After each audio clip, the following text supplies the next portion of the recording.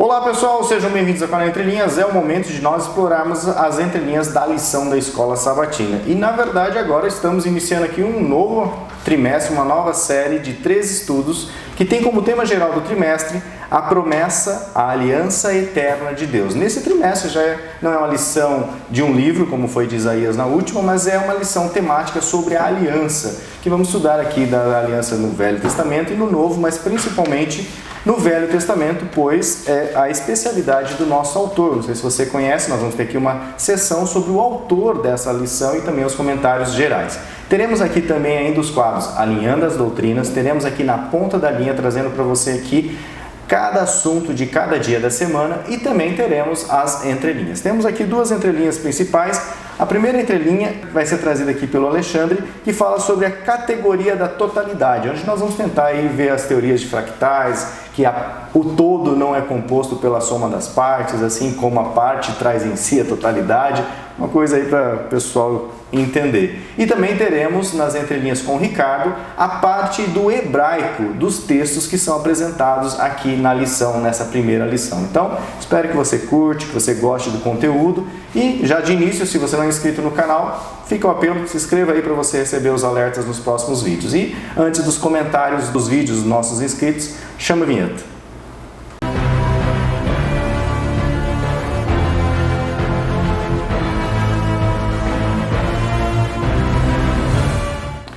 Bom pessoal, antes de nós entrarmos aqui então na nossa doxologia, vamos ler aí os comentários. Temos muitos comentários, tanto desse vídeo, um pouquinho do último, tem o pessoal reclamando que a gente não lê. Mas vamos lá, Maria Lúcia Machado, ela comenta assim: quanto à idade de vocês são criança, tem muito chão ainda. Concordo, Maria.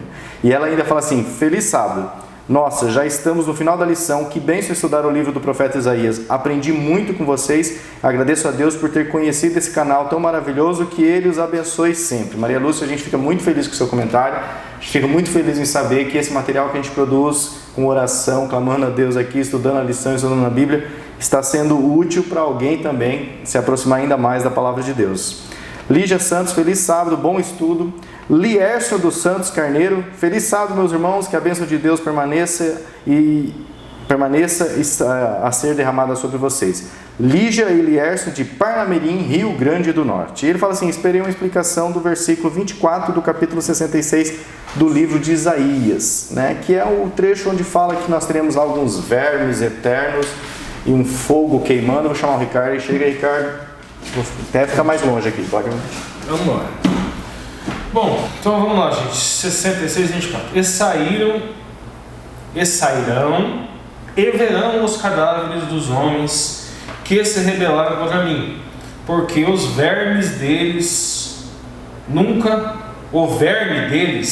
morrerá, nem o seu fogo se apagará, e serão horríveis a todos. Bom, primeira coisa, gente. Primeira coisa é o seguinte, ao que se refere, né? A gente encontra isso também quando está falando sobre... A gente encontra isso no Novo Testamento, a questão do castigo eterno, do fogo eterno. Acho que o ponto que deve estar incomodando um pouco é que passa a impressão de que as pessoas vão ficar sofrendo um tormento eterno, mais ou menos como na mitologia grega, como o corvo que devorava as entranhas de Prometeu, e que Prometeu não poderia morrer, uma coisa assim, como se fosse um castigo eterno. Deve ser mais ou menos nesse sentido. Primeira coisa, isso é uma alegoria. Lembra quando a gente falava do Pardes? A gente deve ir alçando na interpretação. Primeiro vamos ao Peshat, interpretação literal, depois vamos ao Remez, interpretação alegórica. Isso aqui é tipicamente uma interpretação alegórica. Mas isso é pouco, né? Essa resposta acho que não satisfaz. Primeiro, em hebraico, olam, e em grego também nós encontramos isso no Novo Testamento, quando fala o Apocalipse, aion. Essas duas expressões, elas podem significar também espaços grandes, espaços prolongados de tempo. Nós temos algumas passagens aqui que eu trouxe para vocês. Por exemplo, lá, Judas 7. Assim como Sodoma e Gomorra, as cidades circunvizinhas foram postas, por exemplo, de um fogo que consome eternamente. A palavra grega iainos. Veja bem, Sodoma e Gomorra, fogo eterno.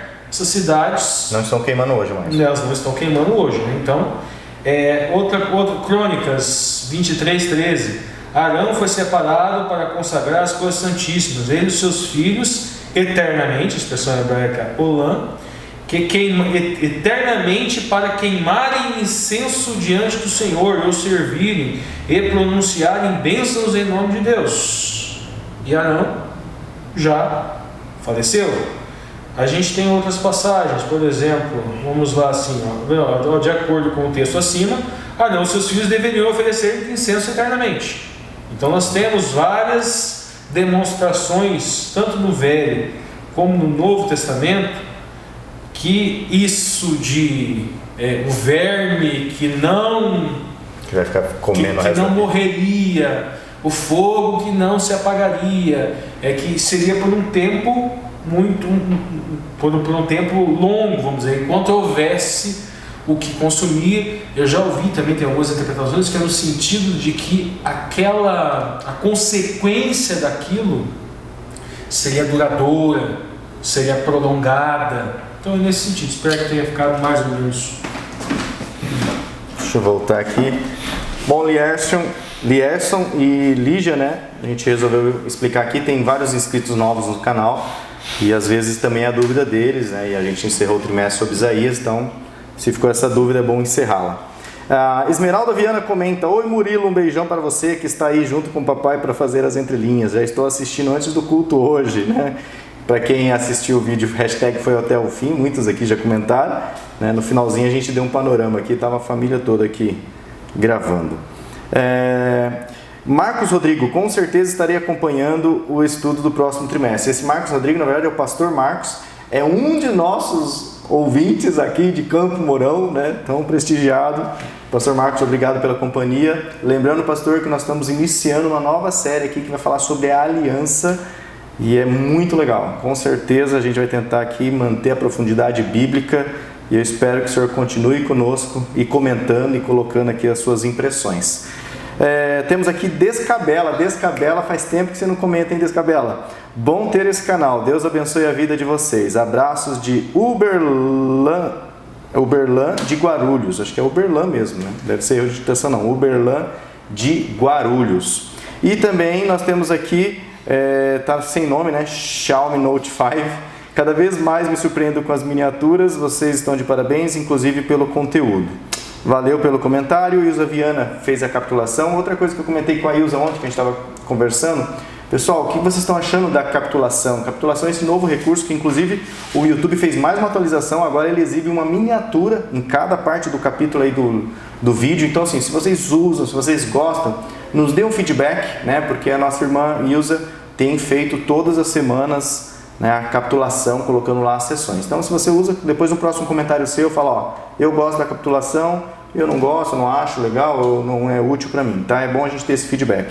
Os positivos e os negativos, tá, pessoal? Gilmar Lobo, foi ótima a explicação do capítulo 59 de Isaías, que o nosso grande Deus continue abençoando vocês. Manaus, Amazonas. Gilmar, lá de Manaus mais uma vez. Carlos Souza, que lição maravilhosa, ensinos fundamentais que nos inspiram na perseverança com Deus. Hashtag foi até o fim. É isso aí, Carlos. É esse o objetivo do Entre Linhas. Temos também aqui o comentário do Marcelo Teixeira, e ele comenta dizendo que o comentário da lição foi muito esclarecedor. Parabéns a todos os envolvidos aqui então no Entre Linhas.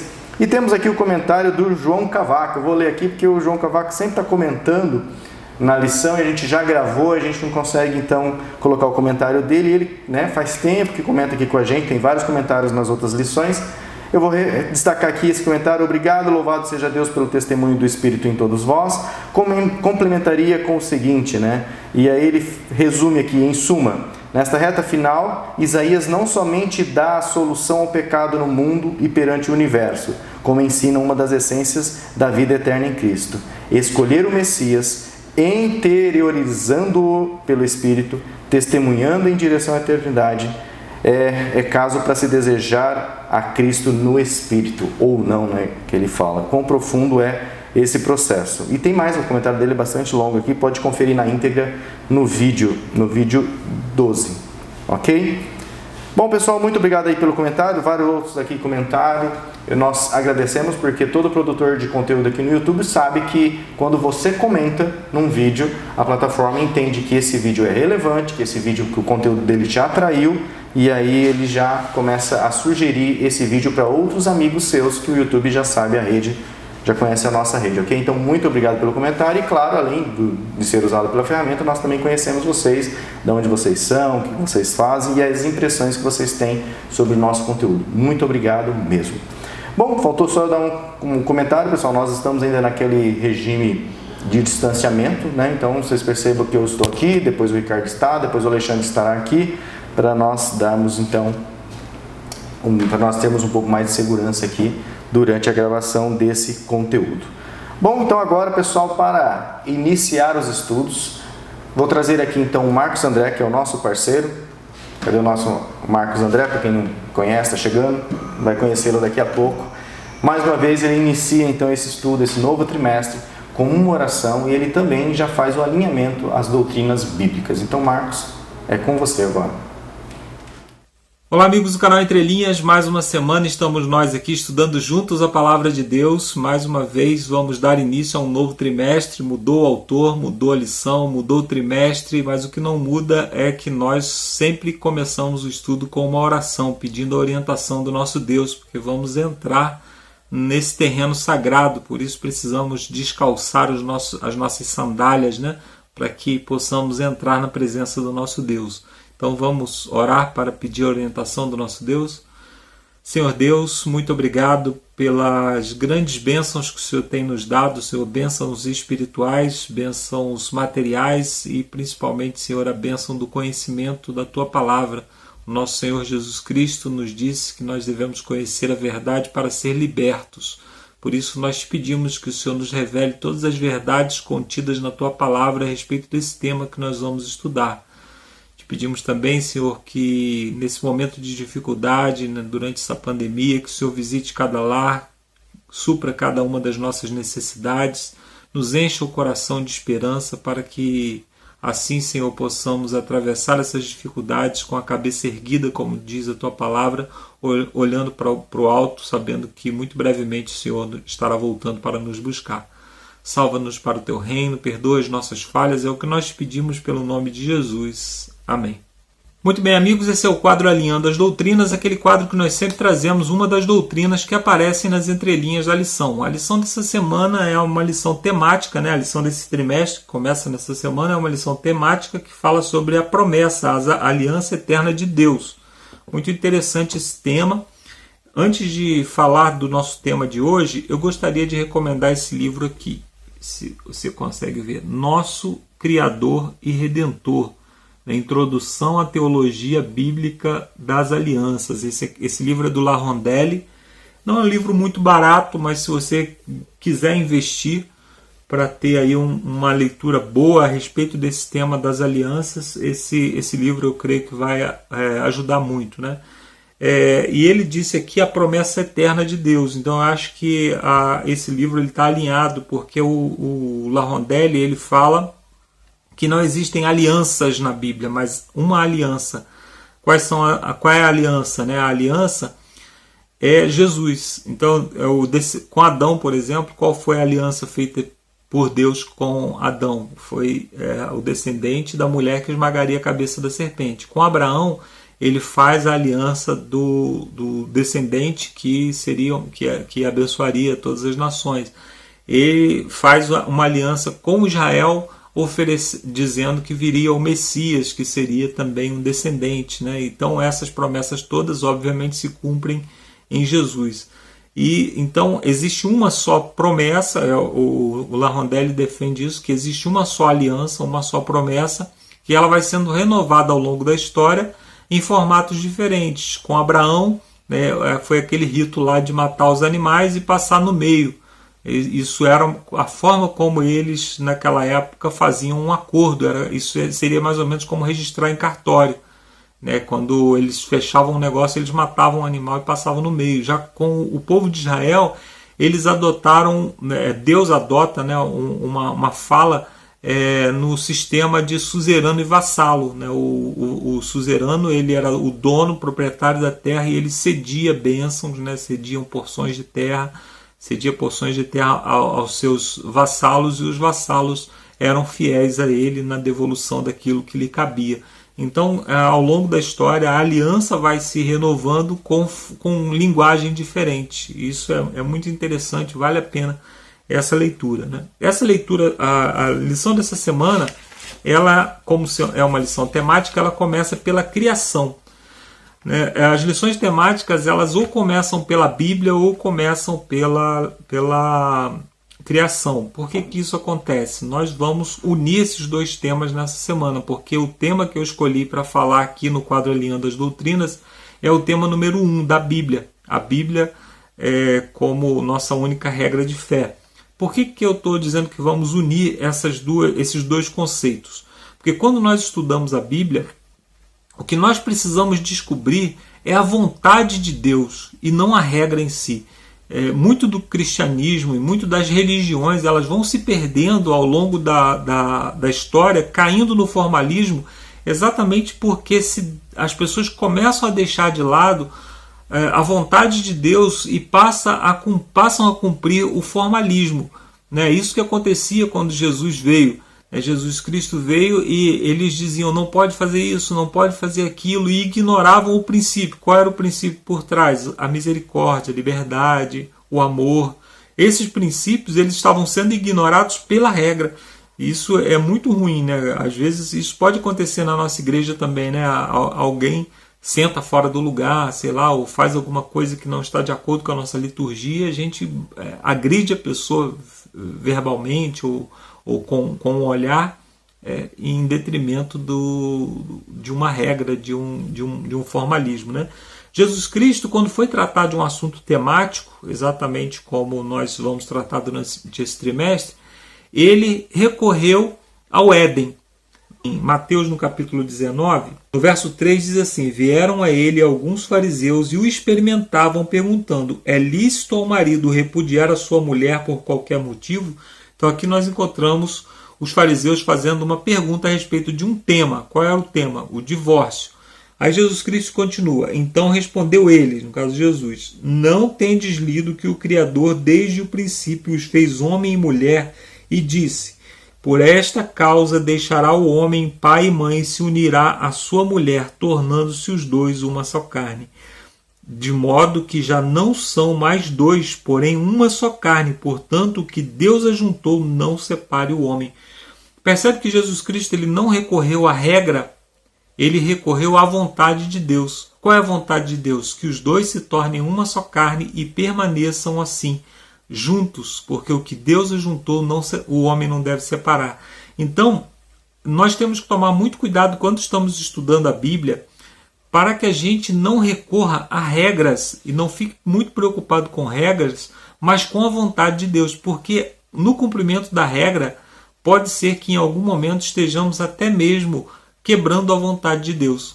Por exemplo, se eu, no cumprimento de alguma regra, de alguma liturgia da minha igreja, ou até mesmo algum dos mandamentos, eu ofendo alguém, eu trato com desigualdade alguém, eu coloco alguém para baixo ali dentro da igreja, eu posso estar no cumprimento de uma regra que é necessária, que é boa, eu posso estar machucando o meu irmão, e aí sim quebrando a vontade de Deus, porque os princípios de Deus, eles são fundamentados na justiça, no amor, na igualdade.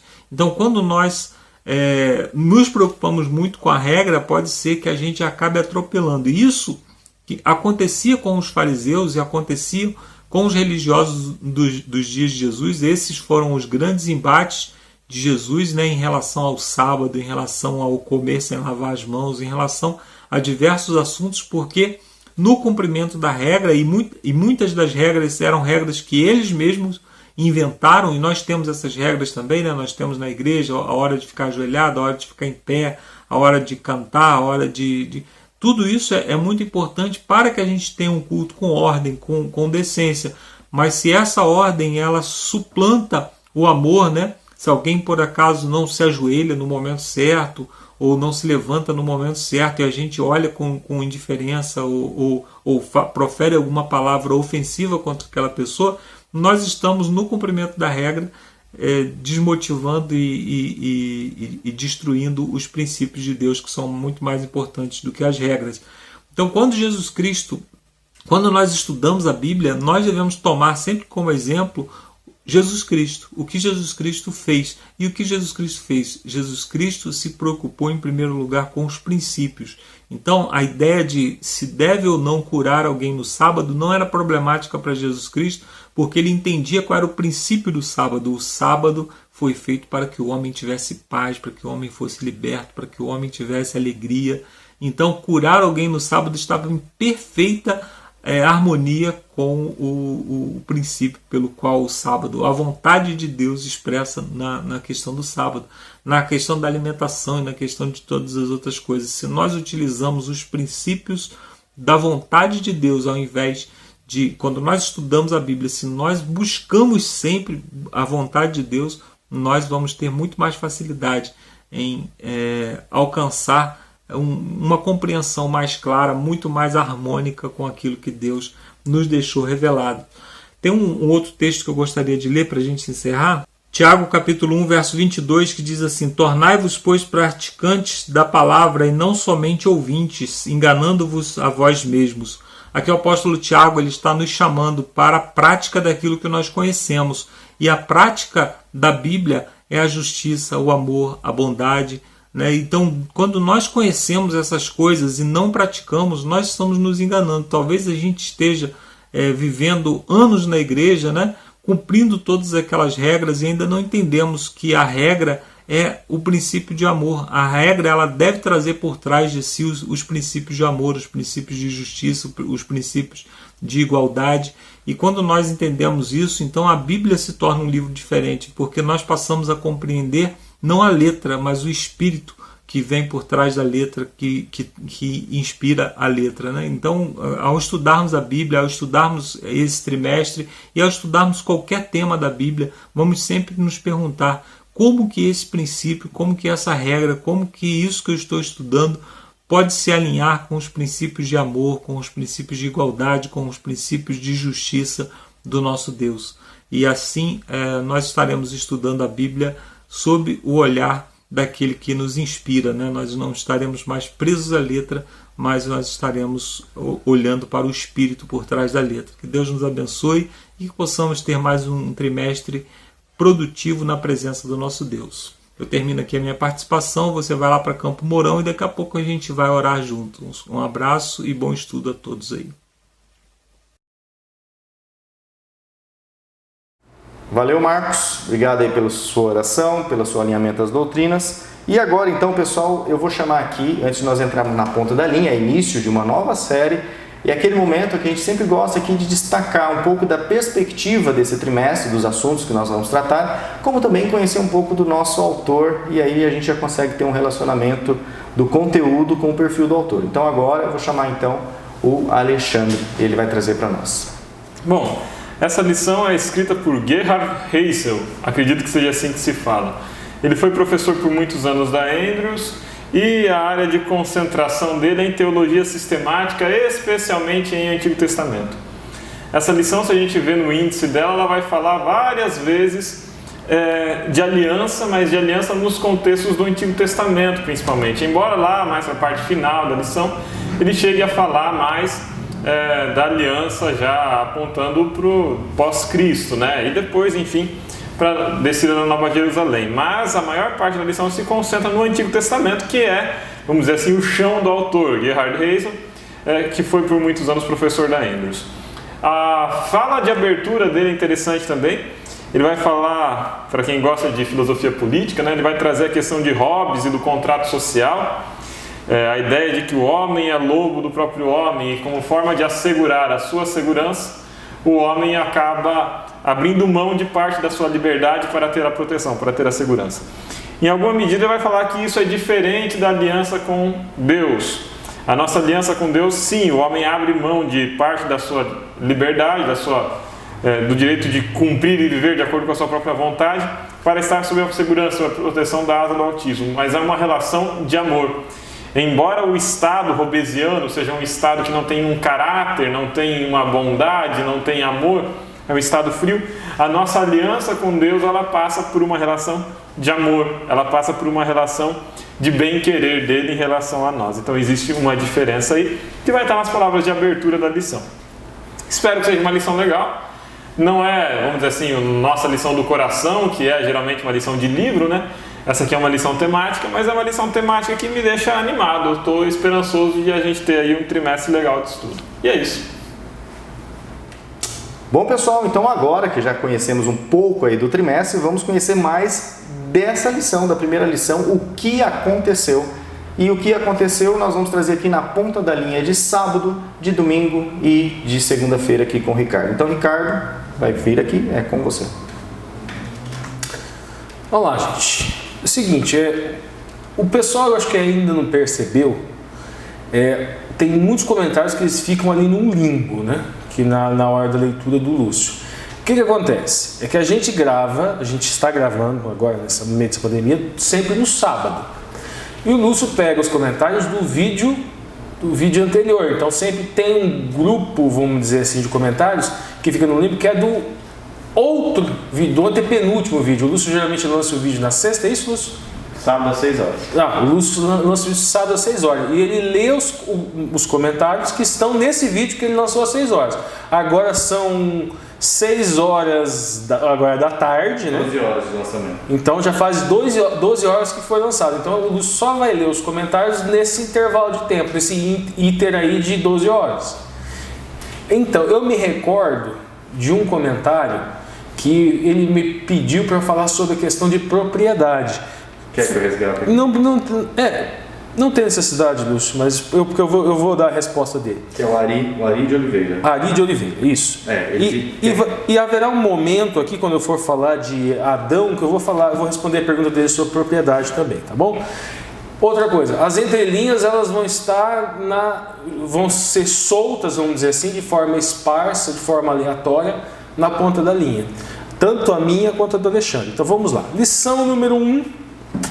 A lição número 1 nós temos o quê? O que aconteceu? Esta é a pergunta e o título da lição. Nós vamos ver 2 vezes no sábado sendo feita essa pergunta. Mas antes de nós chegarmos aqui na parte de sábado, vamos dar uma analisadazinha no verso áureo.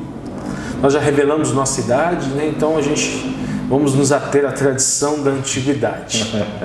Nós somos velhinhos, né? Vamos lá, vou ler em português primeiro. E disse Deus, em hebraico seria Vaiomer Elohim. Façamos o ser humano, uma tradução interessante aqui, façamos o ser humano a nossa imagem. Daí façamos Naaser Adam Betselemo, conforme a nossa semelhança, Kidemutemo.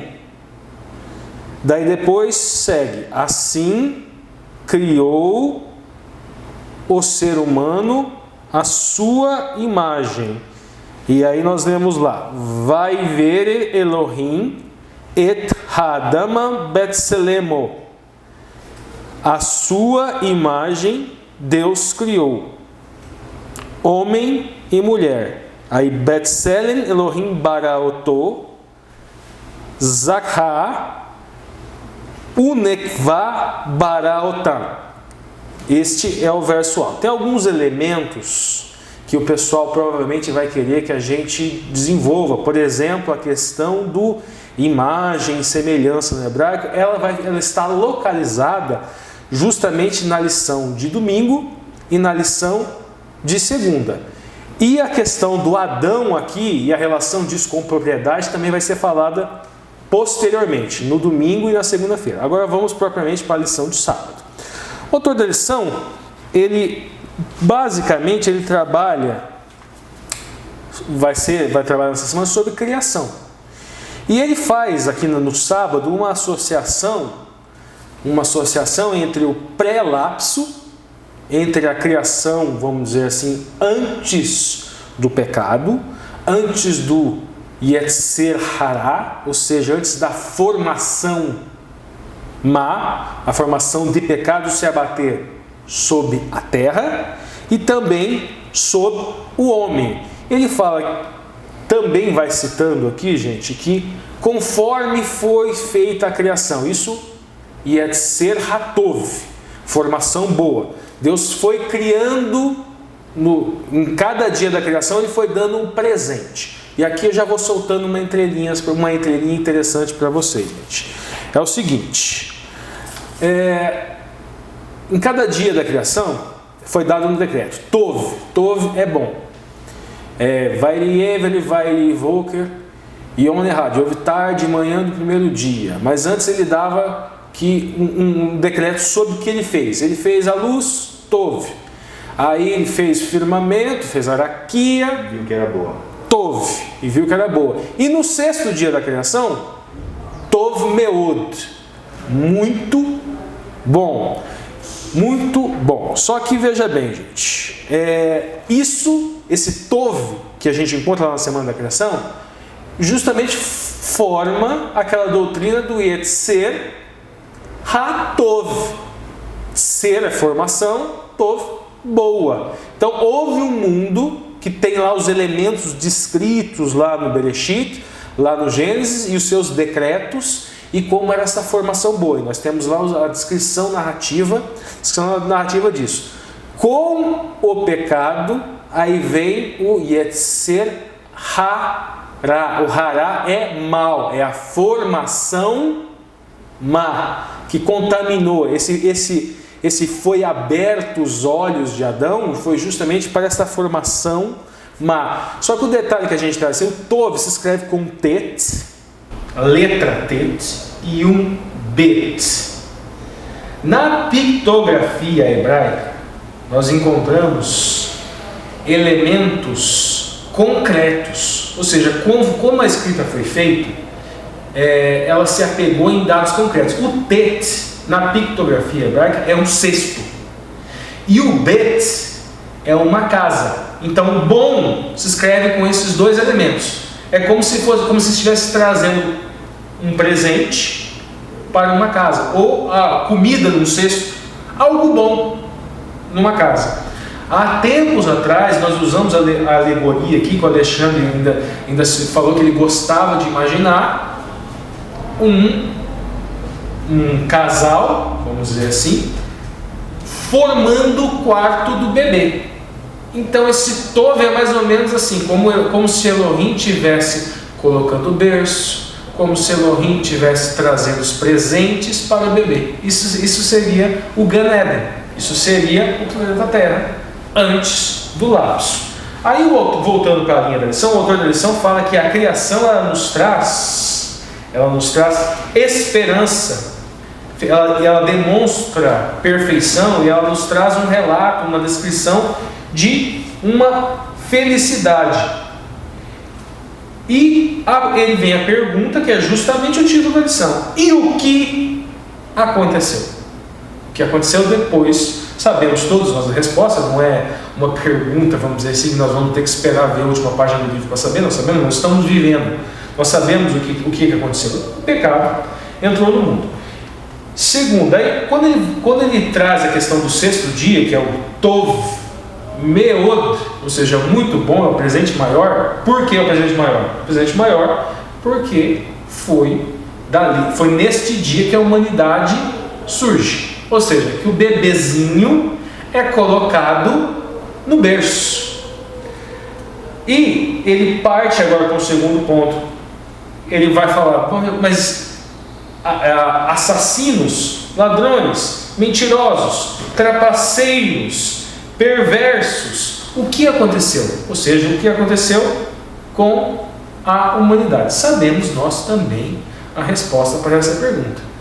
O Yetzer Hara, a formação má, foi introduzida dentro, não só do planeta, naquele primeiro ponto que a autorização trabalha, mas também no ser humano. Este bebezinho foi influenciado, foi contaminado também, assim como o quarto. É como se um inimigo tivesse chegado, um quarto pintado, vamos dizer assim, de azul, verde, várias cores bonitas, ele pintou de cinza e manchou as paredes e colocou, às vezes, um laxante, vamos dizer assim, na boca da criança, para que a humanidade só fizesse, vou utilizar uma expressão bem com eufemismo aqui, só fizesse caca, né? E tivesse uma modificação, vamos dizer assim. Então é isso o sábado. Então, avançando para domingo, tartarugas do começo ao fim, na ponta da linha, Ricardo. Vamos lá, gente. O autor da lição vai trabalhar com Bereshit, né, com Gênesis 1:1. No princípio, criou Deus céu e terra. A gente tem lá Bereshit bara Elohim et hashamayim ve'et haaretz. Aqui a gente tem algumas entrelinhas. A primeira entrelinha que a gente encontra é na palavra bará. Essa expressão bará, ela traz uma conotação de criar do nada. Ela pode ser utilizada também na questão de criar do nada, mas ela também pode ser no sentido de transformar algo, alguma matéria, em outra matéria. Porque também é utilizada a expressão mais para frente, nós vamos encontrar que Deus, o bará, quando ele cria o homem e mulher. Nós vamos ver isso mais para frente. Mas o interessante é da raiz dessa palavra. Não só da palavra bará, mas da palavra reshit, no princípio. A palavra bereshit, gente, ela está associada na Bíblia, de certa forma, no Novo Testamento, nós encontramos isso, ao Messias. Nós encontramos nos Evangelhos em João.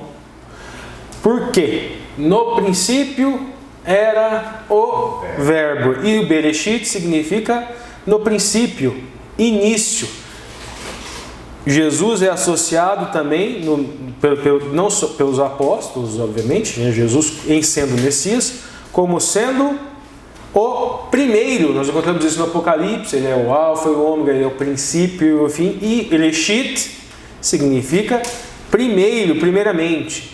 E, alegoricamente, o Messias também está associado às primícias. E Reshit também significa primícias. Então, nós encontramos também um link messiânico aqui no Gênesis 1:1. E os apóstolos entendem, e nós também, cristãos, entendemos que Yeshua, que Jesus é o Messias e que Jesus é Reshit. Vamos lá, agora a questão do... saindo da entrelinha, agora voltando aqui para o autor da lição. O autor da lição vai contar uma história. Ele vai contar uma história de um cientista que estaria explicando órbitas. A órbita, a princípio, dos planetas. Não só a órbita dos planetas, mas a órbita do Sol, do Sistema Solar. A órbita provavelmente também do buraco negro. Nós podemos partir para uma entrelinha.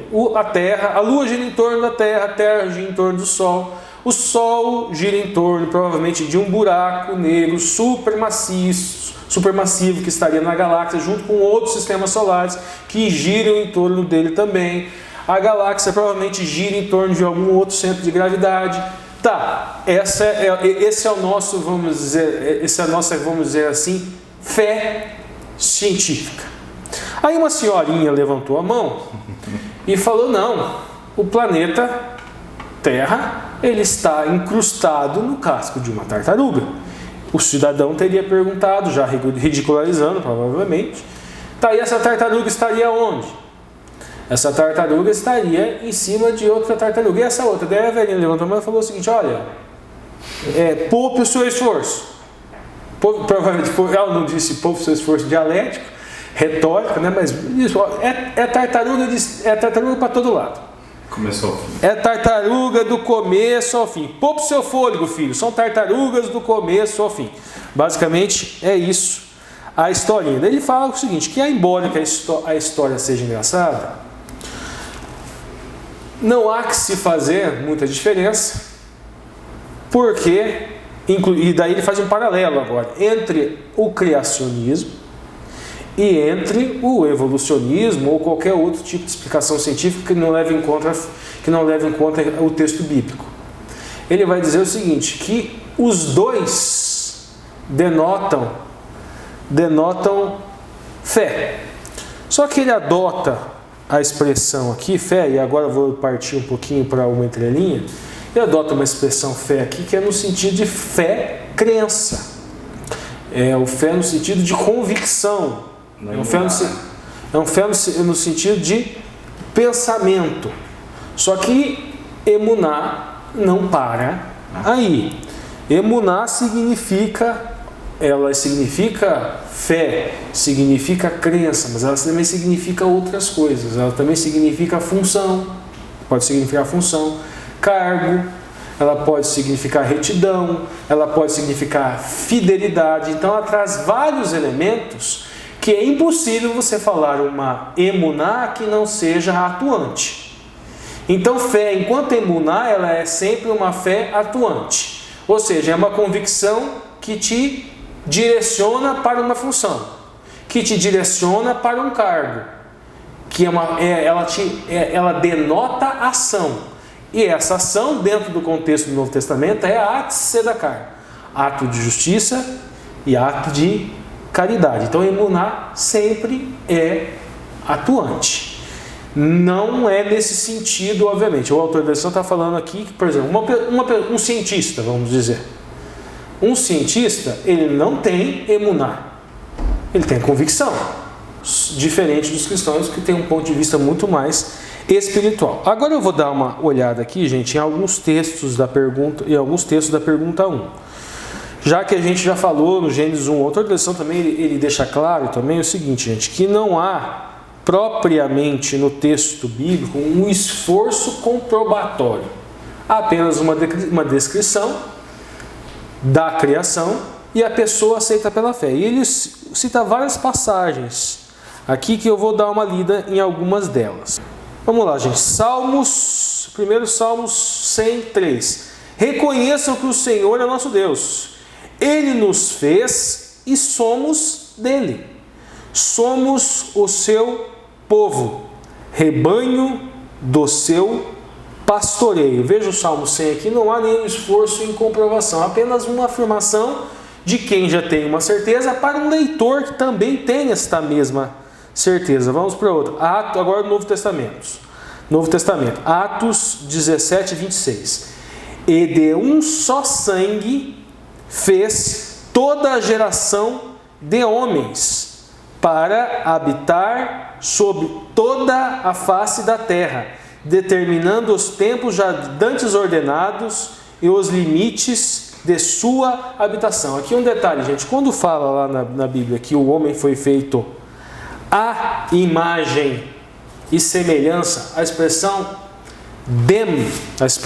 demut, que nós encontramos lá no Velho Testamento, expressão demut, que é semelhança, ela vem de uma raiz dem, que significa sangue, porque a linhagem, o sangue da família os tornava de certa forma semelhantes. Vamos lá, vamos ver outras passagens aqui, depois eu volto nisso daqui se tiver que explicar um pouquinho mais. Aí a gente tem também lá Hebreus 1, versículo 1. Havendo Deus antigamente falado muitas vezes, de muitas maneiras, aos pais, pelos profetas, e nos falou nesses últimos dias pelo Filho, a quem constituiu herdeiro de tudo, por quem fez também o mundo. Que no Novo Testamento, afirmando, não precisa de demonstração, porque tanto quem está enunciando quanto quem vai ler o enunciado tem a fé nisso, que ele é herdeiro, que o Messias é herdeiro e criador. E o autor da lição nos remete também aqui para o versículo 10. E tu, Senhor, no princípio, lembra lá do Bereshit? No princípio, fundaste a terra, e os céus são obras de tuas mãos. Agora uma outra passagem aqui, uma última passagem. Nós vamos agora para Isaías, no capítulo 40, no versículo 28. Não sabes, não ouviste, que o eterno Deus, o Senhor, o Criador dos fins da terra, nem se cansa nem se fadiga, é inescrutável o seu entendimento. Então nós vimos aqui algumas destas passagens e agora nós vamos para a lição de segunda-feira. Na segunda-feira, a imagem do Criador. Na ponta da linha, então, Ricardo. Bom, vamos lá, gente. Aqui a gente encontra finalmente aquela passagem que eu falei, que eu iria, do verso áudio, do verso para memorizar, e que eu iria também responder a questão da propriedade que o rapaz falou. E eu vou começar por este ponto. Nós temos lá Gênesis, lá no Bereshit 1:27. Vamos lá. E Deus criou o homem à sua imagem, e a imagem de Deus os criou macho e fêmea. Isso é 27, né? A gente tem o 26 aqui. Mas por que eu vou... O que tem a ver com propriedade isso aqui? Ele pergunta, né? Faz a pergunta dele, Lúcio. Ele diz assim: estudando Levítico 25, percebi que as traduções contemporâneas trazem a palavra propriedade referente à terra, enquanto que nas traduções antigas trazem a posse. Aí o Ari Oliveira fala assim: de acordo com o Código Civil de 2002, há diferença entre possuidor e proprietário. Na Torá também há essa distinção? Deus é o possuidor ou proprietário da terra? Bom, primeiro vamos falar da questão jurídica, tá? A propriedade, ela consiste no direito de usar, gozar, dispor e reaver. A posse, propriamente, a posse ela está incluída, e o proprietário ele pode dispor, inclusive, da posse. Vamos supor, quando vocês alugam uma casa, aquela pessoa, você não transfere a propriedade para ela, e sim a posse. Proprietário no Brasil é quem vai no cartório, quem pega uma escritura pública, faz um negócio jurídico de compra e venda, faz uma escritura pública no tabelionato de notas, vai no cartório de registro de imóveis e registra. No momento em que ele registrou, você é proprietário. Se você quiser, por exemplo, alugar, você transfere posse para a pessoa. A pessoa fica com a posse direta e você fica com a posse indireta. A pessoa fica usando a casa. É o direito de uso, que faz parte da propriedade. Usar e gozar. A pessoa que alugou, ele vai usar aquela propriedade, ele vai usar aquele imóvel e vai gozar daquele imóvel. Ele pode sublocar, por exemplo, ele pode morar lá, e mais ou menos nesse sentido. E agora a pergunta dele é com relação à Torá. E eu falei que eu li a questão e criou Deus o homem à sua imagem, e falei que isso tem alguma coisa a ver com propriedade. E tem. Por quê? Adam significa homem, indivíduo, pessoa, seres humanos ou humanidade. Mas Adamá, que é a mesma raiz, significa terra, significa terreno, significa chão. Às vezes é traduzido por propriedade da terra, mas não no sentido do Código Civil brasileiro. Ele significa território, significa também a própria terra. Tefusá significa ocupação, possessão, propriedade ou ocupação do espaço. Então, de certa forma, como é a mesma raiz, Adamá tem várias implicações. Primeiro, que é com relação a gênero, que quando fala que Deus cria, o autor da lição trabalha muito isso, inclusive, faz parte de um dos pontos dele, que ele fala que ele vai falar a questão de homem e mulher. Quer ver? Ele vai falar aqui que homem e mulher foram criados à imagem de Deus. E Adam não pode ser apenas um nome próprio. Então nós podemos, significa também humanidade, seres vivos. Então podemos traduzir que Deus criou o homem, o ser humano, os seres humanos. Mas então ele criou os dois ao mesmo tempo? Não vamos bagunçar as coisas. Até por isso, na língua hebraica tem uma sistemática de paralelismo que conta-se a história duas vezes. Vocês encontram isso na Bíblia para a gente encontrar esses outros detalhes. Mas quando se fala em Gênesis 1, nós podemos ler que Deus criou homem e mulher. E nós vamos ver isso. Olha, vamos lá, vamos ler os dois versículos agora. Agora que nós respondemos a questão da propriedade. Então, na semana da criação, nessa alegoria, nesse jogo de raízes da língua hebraica com o nome de Adão, nós vemos que Deus, de certa forma, transfere a propriedade, mas a propriedade num sentido de posse, porque o homem foi feito da terra. Adão, o ser humano, foi feito do Adamá, terra. Ele foi feito da propriedade da terra. Vamos continuar. E disse Deus: façamos o homem à nossa imagem, conforme a nossa semelhança. Eu já li isso em hebraico já no sábado, então não precisa ler de novo. E domine, aqui a expressão domínio, ou seja, ele transfere o domínio sobre os peixes do mar, sobre as aves do céu, sobre o gado e sobre a terra, e sobre todo réptil que se move na terra. A expressão domine aqui, gente, nós vamos lá na língua hebraica, domínio. A expressão aqui é hadá, que significa governo, mandar, reger, subjugar, oprimir ou castigar. A expressão aqui, Deus transfere ao homem o direito de governar a terra. Bom, gente, por último, vamos voltar para a ponta da linha. O autor da lição, ele vai falar o seguinte, ele vai falar que mesmo que Deus tenha feito o homem à nossa imagem e semelhança, nós devemos nos lembrar que existe um lado espiritual no eterno, em Elohim. Essa questão do imagem e semelhança, para a gente entender esse contexto, na língua portuguesa e na língua hebraica, acaba os dois chegando no mesmo lugar, mas vamos lá, o 27 é a chave, e até para a gente entender essa questão de homem e mulher, e fazendo já uma deixa para a entrelinha do Alexandre aqui. Vamos lá. E criou Deus o homem. E aqui, et ha-adam, que pode ser lido por humanidade.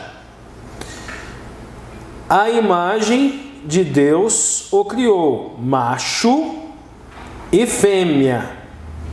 Aqui, Zahar, Unekav, Bará, Otam. Macho e fêmea os criou. E a expressão aqui, imagem, primeiramente, a palavra é demut.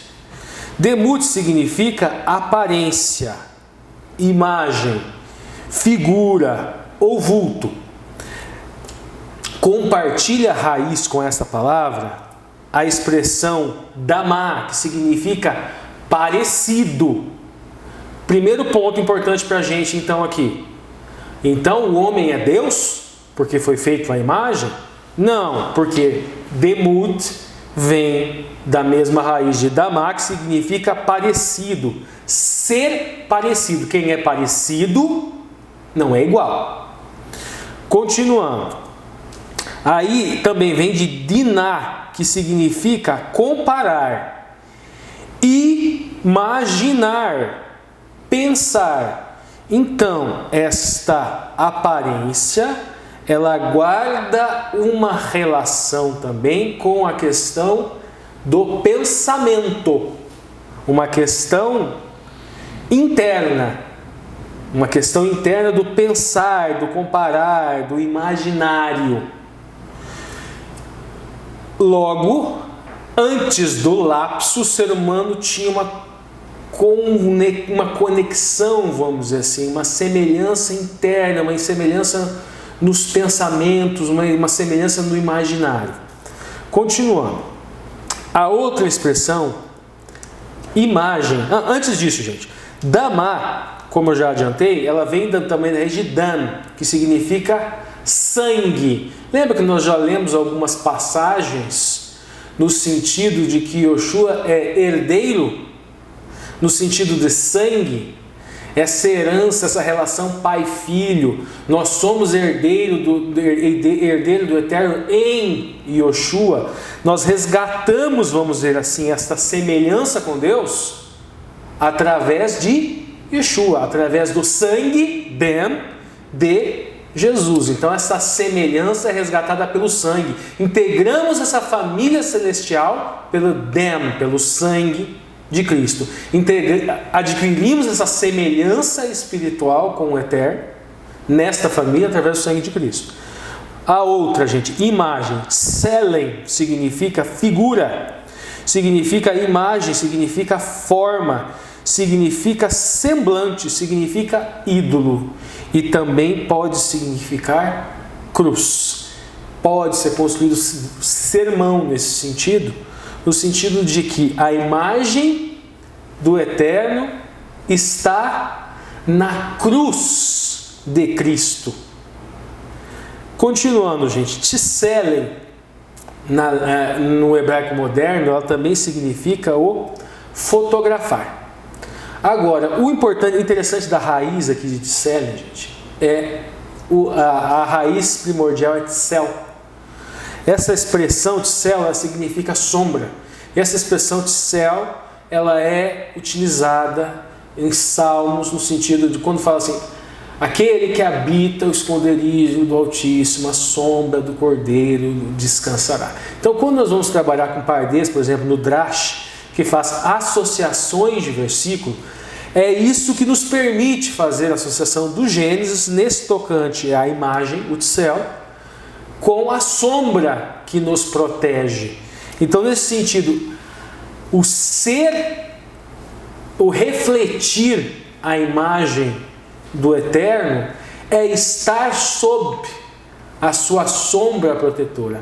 A pessoa que obedece a mitzvah, a pessoa que obedece o Aseret Hadebrot, os ditos do Eterno, tem a sombra protetora do Eterno, a mão protetora do Eterno sobre, assim como o povo de Deus tinha aquela sombra protetora durante o dia, e aquela sombra que fazia sombra durante o dia para proteger do calor, e aquela nuvem que aquecia durante a noite para proteger do frio. Então veja bem, a guarda dos mandamentos. Óbvio, agora depois do lapso nós vamos ter o trimestre inteiro para estudar isso. Essa aliança, ela se quebrou.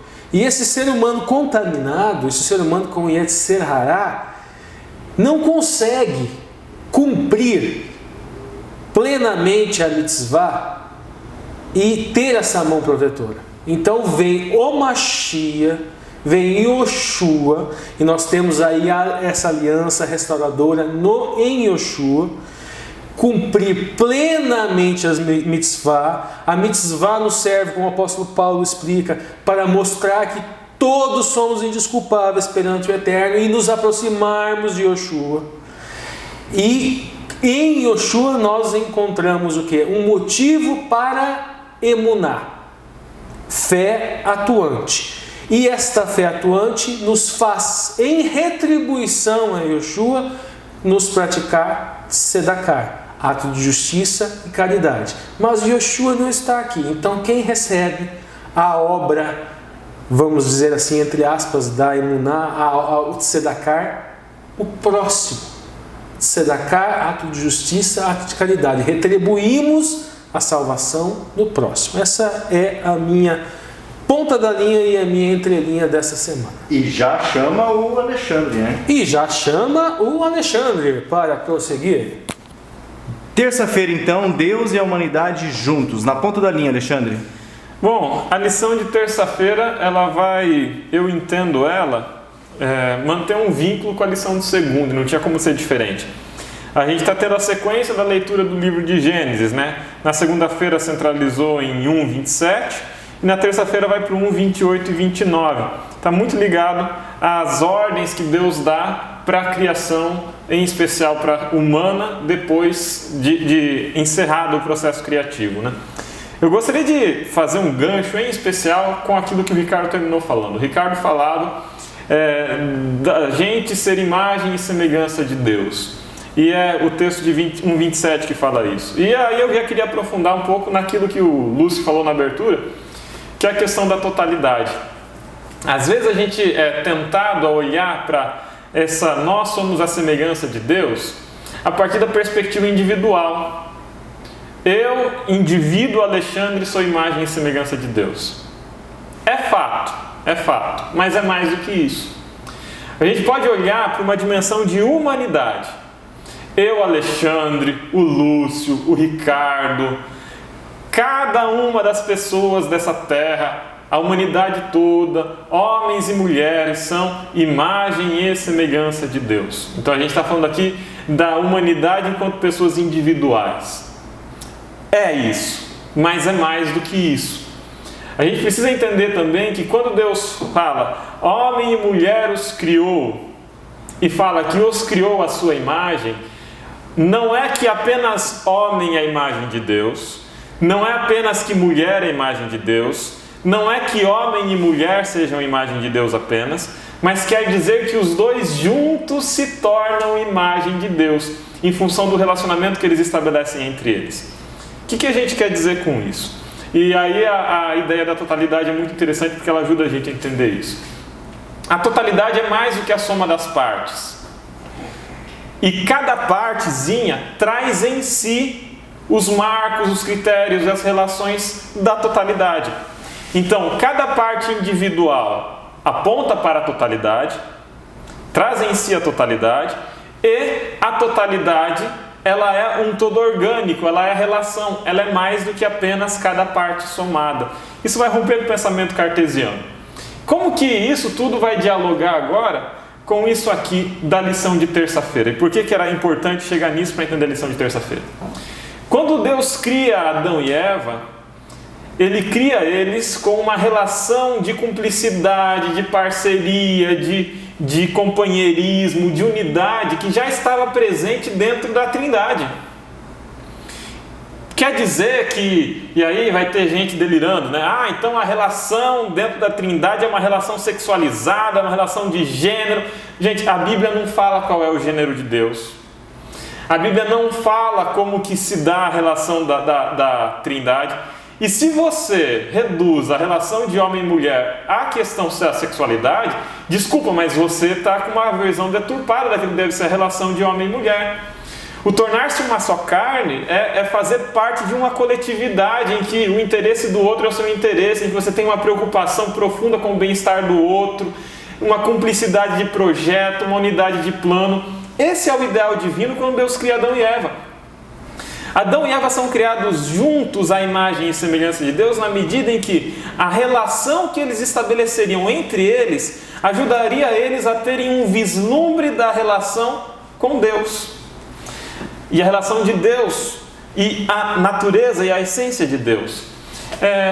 A ordem que se dá ali na sequência, né? Gênesis 1, 28 a 29. Crescei e multiplicai-vos. Então Deus já coloca em Adão e Eva a necessidade criativa, ou seja, você vai produzir outros, você vai criar outros. Em alguma medida, Adão e Eva estão aqui se tornando figuras de Deus, imitando Deus, imitando a atitude criadora de Deus. Deus criou o homem do pó da terra. Adão e Eva teriam a capacidade de criar também, não do pó da terra, eles não são Deus. Mas eles são a imagem de Deus, eles são a imitação de Deus. Eles podem criar também, crescei-vos e multiplicai-vos. Por quê? Eles vão se tornar mais plenamente. Eles já são a imagem de Deus individualmente. Eles já são a imagem de Deus enquanto casal. Eles vão se tornar, num novo nível, a imagem de Deus, na medida em que eles tiverem um filho. Na medida em que eles tiverem alguém para cuidar, alguém que vai crescer e que será também eles a imagem deles. Quer dizer que Adão e Eva, ao terem filhos, compreenderiam melhor o que é a natureza do divino. Eles estão entendendo que é Deus quando eles pensam, mas eles entendem o que é Deus quando eles se relacionam homem e mulher. Eles entendem o que é Deus quando eles se relacionam homem, mulher e filhos. Deus está se revelando a Adão e Eva. A cada passo disso aqui, a cada passo das ordens de Gênesis 1, 28 a 29, nós vemos uma nova dimensão da semelhança de Deus em Adão e Eva. Percebe isso? Quando a gente chega na sequência em 1, 28 e 29, vai falar que eles devem dominar sobre a criação e sujeitá-la. Quer dizer que existe uma relação que é horizontal entre Adão e Eva. Existe uma relação de cuidado com a sua criação, com os seus filhos, E existe uma relação de dominância com a criação. A gente pode entender aqui que Adão e Eva seriam a representação de Deus, o tipo de Deus para a criação. Eles representariam Deus no cuidado zeloso com cada animal, com cada planta, no cuidado com o planeta, no cuidado com e na questão da mordomia. Ser mordomo é isso, é cuidar em nome de, é representar Deus. Então, na medida em que Adão e Eva estabelecem uma relação com a criação, eles também se tornam imagem e semelhança de Deus. Eles são responsáveis por um que lhe é inferior. Deus é responsável por nós que lhe somos inferiores. E Adão e Eva, e os filhos de Adão e Eva criados à sua imagem e semelhança, seriam responsáveis pela criação, por um que lhes é inferior, por um que está em seu domínio.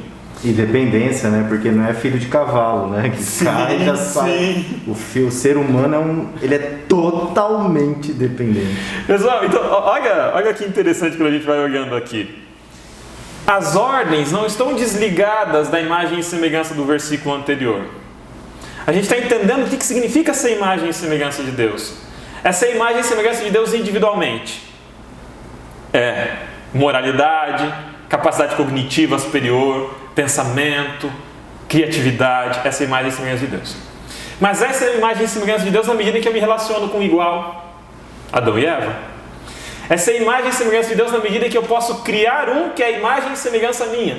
O processo da paternidade, da maternidade, crescei-vos e multiplicai-vos.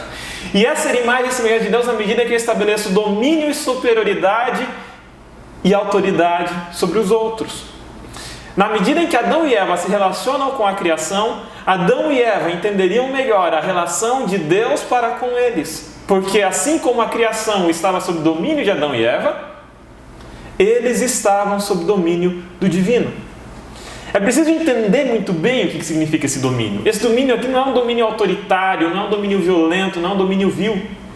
E na medida em que Adão e Eva amariam a criação, na medida em que Adão e Eva teriam um zelo, teriam um cuidado, teriam um carinho, teriam um amor pela criação, eles entenderiam o amor e o zelo que Deus tem por eles. Olha só, imagem e semelhança de Deus. Era Deus se revelando para Adão e Eva.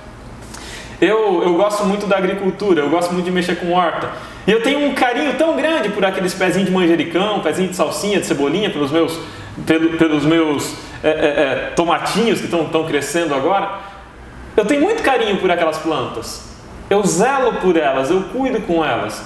Quanto maior e mais magnífico é o carinho de Deus para conosco. Quando a gente estabelece uma relação de cuidado com a criação, a gente entende um pouquinho da relação de cuidado que Deus tem para conosco. E aqui fala da alimentação também. Deus ele oferece um mantimento, Deus oferece um alimento preparado, saboroso, selecionado para. Sementes e frutos o serão para mantimento. Deus estabelece, portanto, uma relação de diálogo com a humanidade, uma relação próxima, uma relação entre semelhantes. Deus desce até o nosso nível, até a nossa dimensão humana. Deus fala diretamente com Adão e Eva. Deus oferece o alimento, Deus dá ordem, Deus estabelece um diálogo equitativo dele com o ser humano. Mas também nesse diálogo nós temos a dimensão da autoridade. Eu determino o que você deve comer. Eu determino o que você deve fazer. Eu te ordeno, porque você está sob o meu mando. Nessa dimensão nós temos uma dimensão dupla. Deus é nosso semelhante, porque nós somos criados à sua imagem e semelhança. Mas Deus é mais do que nosso semelhante. Ele existe em um nível superior. Nós não conseguimos aspirar o penetrar a divindade. Nós entendemos Deus na medida em que Ele quer se revelar a nós, que Ele se revela a nós por meio das nossas relações com os outros, da nossa relação com o nosso companheiro, com a nossa companheira, na nossa relação com nossos filhos, na nossa relação até com o nosso cachorrinho, com os seres que estão sob nosso domínio, até na relação com o nosso prato de comida. Nesses passos nós vamos nos tornando imagem e semelhança de Deus, na medida em que nós conhecemos a Deus. E é isso. Vamos avançar então? Agora, quarta-feira, junto à árvore, na ponta da linha. Beleza, Alexandre. na quarta-feira a gente vai estar lá em Gênesis 2, 16 a 17. E Deus dá uma ordem muito clara ali.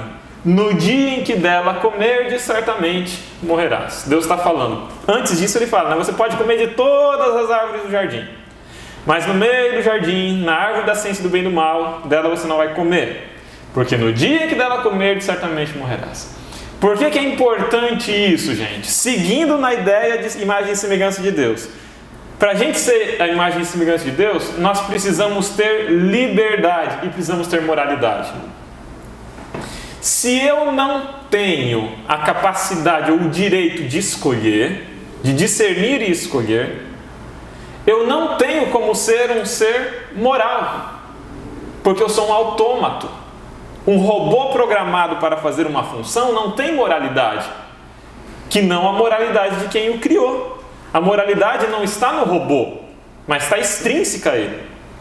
Para que eu tenha moralidade, eu preciso ter a liberdade de escolher. Olha só, para que eu seja a imagem e semelhança de Deus, eu tenho que ter o direito de escolha, direito de escolher. A obediência que Deus nos pede é uma obediência voluntária. Ele não tira a árvore do jardim, a árvore está no jardim. Ele coloca a árvore no jardim com um propósito, que nós o obedeçamos de forma voluntária. E é um pedido simples. Todas as árvores você pode comer, de tudo você pode comer, das sementes você pode comer. Mas você precisa reconhecer uma coisa: eu tenho domínio sobre você. Era essa a questão. A questão não era a árvore, a questão era o domínio. Adão e Eva reconheceriam o domínio de Deus sobre eles? Ou eles desobedeceriam e afirmariam a sua independência em relação a Deus? A aliança estabelecida em torno dessa árvore já é uma aliança de obediência e domínio. E a cláusula dela é simples. Você pode fazer tudo, você pode comer tudo, aquilo que eu estou te orientando. Você deve ser feliz no casamento, você deve crescer, deve se multiplicar, deve cuidar da criação, você tem autoridade. Mas para participar de tudo isso, eu quero que você me obedeça, que você reconheça a superioridade de Deus. Adão e Eva não estavam no vazio, eles conheciam a Deus face a face. E Deus tinha se revelado para eles também na relação deles com a criação. Eles entendiam que a criação estava abaixo deles, que os animais do campo, que as aves do céu estavam abaixo deles. Eles entendiam isso. Mas ao que parece, eles não queriam entender que essa relação se reproduzia agora para cima deles. Deus, a divindade, está acima deles. E aqui está a grande controvérsia de Gênesis 2, 16 a 17. Escolher comer ou não escolher comer da árvore. Legal. E avançando agora então para quinta-feira, rompendo o relacionamento, na ponta da linha, Alexandre. Beleza, na lição de quinta-feira, a gente vai estar falando já do processo de queda. Ele está em Gênesis 3, de 1 até 15. Primeiro Eva olha, vê que a árvore é agradável e vê em especial que ela é desejável para dar entendimento. A questão aqui é, Eva queria ser semelhante ao Altíssimo. Eva queria ser conhecedora do bem e do mal. Eva queria ser igual a Deus. Ela não aceitava ser semelhante. Ela não aceitava, entendendo todas as relações estabelecidas por meio das quais Deus se revelou. Ela não aceitava a hierarquia das coisas, de que ela e Adão estavam abaixo da divindade. O processo de sedução que a serpente usa é um processo muito interessante. Ela começa acusando a Deus. É verdade que Deus falou que não pode comer das árvores. Ela constrói um argumento. Eva entra para defender a Deus. Ela acaba sendo enredada pela ideia de que Deus era mentiroso. Pega da fruta e come. Leva essa fruta até Adão. E Adão come. Adão escolhe comer. Adão escolhe viver em rebeldia em relação a Deus. Eva escolhe viver em rebeldia em relação a Deus. E a consequência disso vai ser o rompimento. O rompimento daquela aliança, o rompimento daquela relação edêmica, o rompimento daquela relação em que Deus podia se revelar face a face, e como consequência, o homem e a mulher passam a fugir do divino. Tive medo e me escondi porque estava nu. Essa cena em que Deus pergunta a Adão, onde você está? Tive medo e me escondi porque estava nu. Aqui a gente tem a alienação do homem em relação a Deus. A partir daqui o homem passa a ter medo de Deus, passa a fugir de Deus. Nós temos a chegada do pecado. Mas, como introdução para as próximas lições das próximas semanas, nós temos também aqui a esperança. Por quê? Vem a promessa do Redentor. A promessa de que o filho da mulher esmagaria a cabeça da serpente, enquanto a serpente lhe feriria o calcanhar. Aqui vem a construção daquilo que seria a aliança, a nova aliança, a aliança de que viria o Messias salvar. Aqui nós temos a esperança que vai fazer com que Adão e Eva não caiam no desespero. Eles serão expulsos do jardim, mas eles serão expulsos do jardim temporariamente, na expectativa de que um dia haverá o retorno. Essa é a nossa esperança até hoje, aqui a gente sabe. Bom, pessoal, e agora, para encerrar então esse estudo, eu chamo mais uma vez o nosso parceiro lá do Rio de Janeiro, Marcos André, que encerra com uma oração. Então, Marcos, é com você.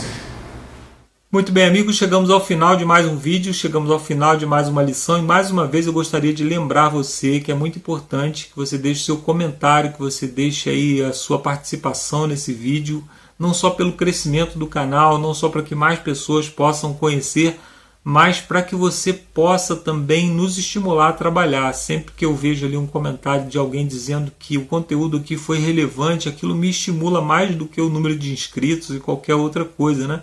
Jesus também, ele trabalhava dessa forma, né? As palavras mais marcantes de Jesus nós encontramos sendo faladas para uma pessoa, às vezes, né? João 3,16, esse verso maravilhoso da Bíblia, foi falado para a plateia de uma pessoa, era só Nicodemos que estava ali conversando com Jesus, né? A fala de Jesus também em João no capítulo 4, que é a da mulher samaritana, né? No diálogo dele com a mulher samaritana, quanta coisa maravilhosa é dita ali.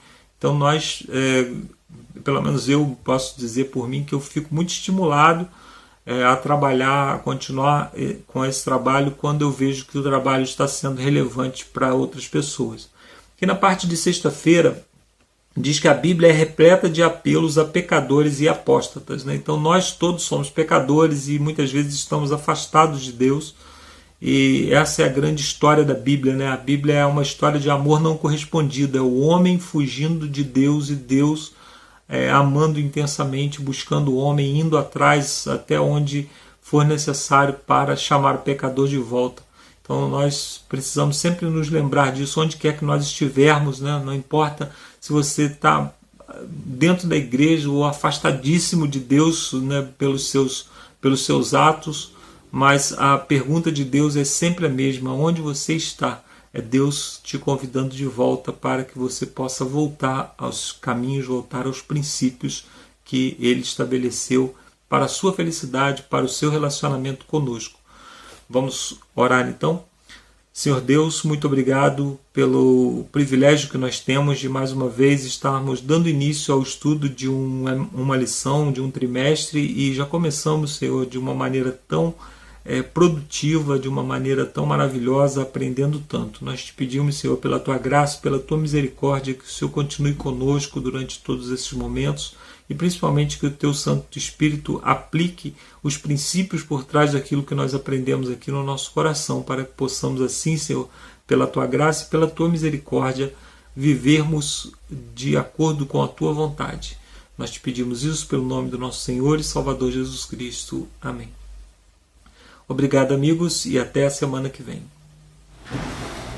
Valeu, Marcos. Valeu você que acompanhou esse vídeo até agora. Obrigado, pessoal, que tem comentado, tem curtido, tem compartilhado com todos. E agora nos vemos no próximo vídeo, que tem como tema os princípios fundamentais da aliança. Segundo vídeo dessa nova série. Fiquem em paz, se cuidem e até lá. Tchau, tchau.